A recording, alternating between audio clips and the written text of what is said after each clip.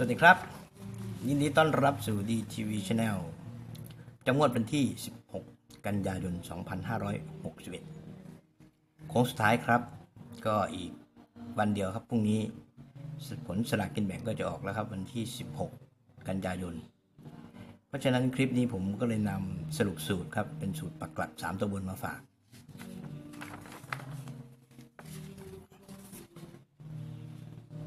จะเป็นการรวบรวมสูตรทั้งหมดนะครับที่ผมได้จัดทำขึ้นแล้วก็เผยแพร่ทาง YouTube ประจำงวดวันที่ 16 กันยายนก็ประมาณ2 อาทิตย์ที่แล้วจนถึงวันนี้นะครับเรามาลองดูกันนะครับว่าจะมียังไงเป็นยังไงบ้างผลสรุปโดยเราจะใช้ประมาณ 7-8 สูตรครับที่ผมทำการเผยแพร่ไปแล้วจะมีสูตรพวกหลักร้อยครับปักหลักนะครับจะเป็นปักหลักร้อยซึ่งผลการคำนวณของเราก็ได้เป็นเลข6เลข7เลข0เดี๋ยวผมจะเอาแผ่นที่ผมคำนวณนะครับพวกนี้จะมีคลิปแยกต่างหากนะครับอยู่บน YouTube สามารถเลือกชมได้แต่ตัวนี้จะเป็นชุดแค่สรุปส่วนวิธีการคำนวณเนี่ยแต่ละสูตรเนี่ยก็จะมีคลิปแต่ละคลิปที่เผยแพร่บน YouTube ในช่อง DTV Channel อันนี้คือหลักร้อยบนครับเป็นกระดาษคำนวณหลักร้อยบนซึ่งผลการคำนวณเราได้เป็น670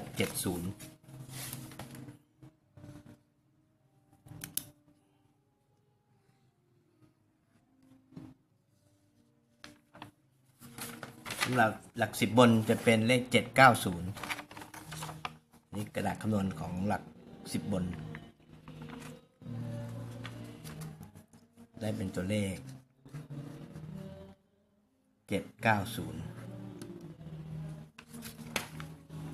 แล้วก็หลักหน่วยบนนี้เราได้เป็นตัวเลข690นี่กระดาษคำนวณของหลักหน่วยบน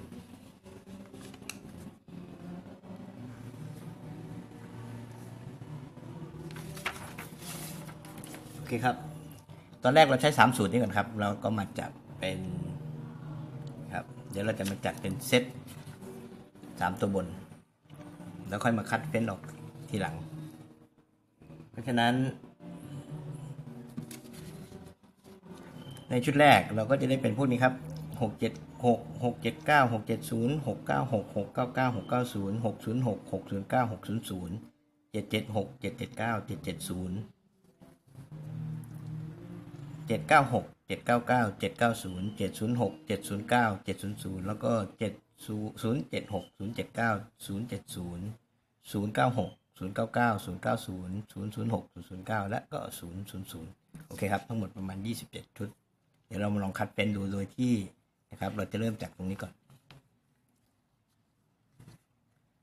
เป็นสูตรเทียบชนเด่นบนครับจะมี2สูตรสูตรแรกเราได้เลข6กับเลข0สูตรที่2เลขวิ่งบนสูตรหนึ่งเราได้คำนวณได้เป็นเลข0โอเคไหมครับแล้วก็จะมีครบ2ตัวบนเราได้เป็น8902พวกนี้แต่ละสูตรนะครับจะมีคลิปเผยแพร่ทาง YouTube แล้วเมื่ออาทิตย์ที่แล้ว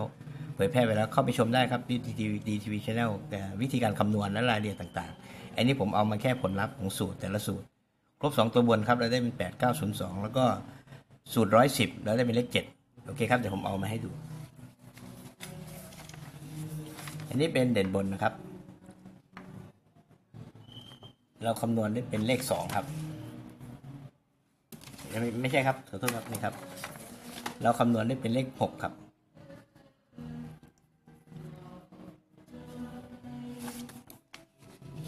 เด่นบนสุด2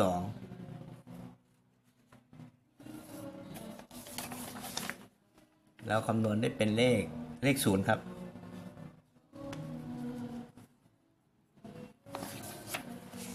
วิ่งบนตัวเดียวเราคำนวณได้เป็นเลข0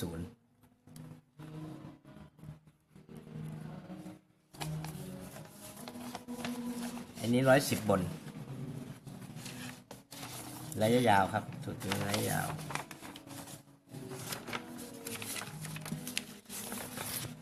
เราคำนวณได้เป็นเลข7ครับ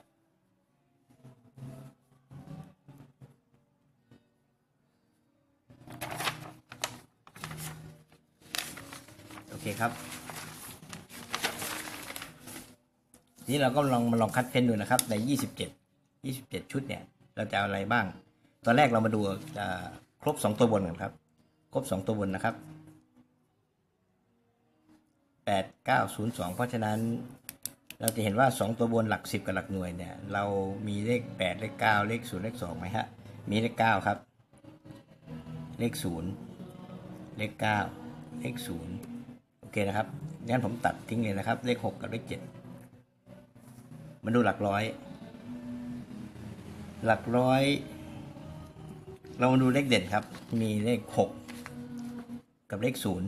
0เลข6เลข0เลข0นะครับแล้วก็เลข7เลข7นี่110บนเพราะฉะนั้นผมก็เลยมาดูตรงนี้ครับเลข6เลข0เลข7เพราะฉะนั้นหลักร้อยผมคงไว้ทั้งหมดเลยนะครับ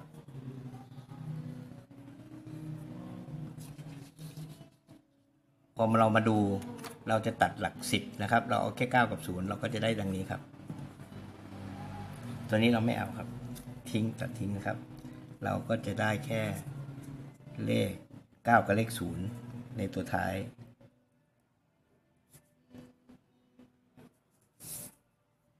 9009แล้วก็00ครับ99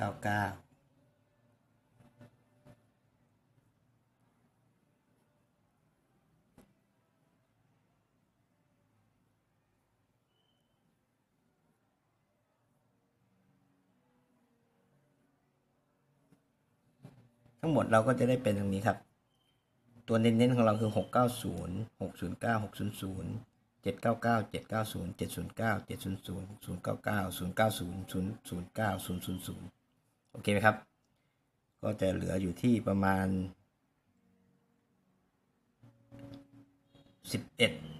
11ตัวครับ11ตัวก็อันนี้699อีกตัวนึงครับเป็น12ขอโทษครับครบแล้วครับ12ตัวโอเคนะครับ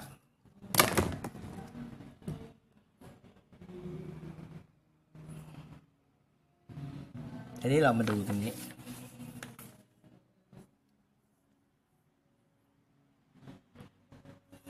เราก็จะเป็นอย่างนี้ครับที่สรุปให้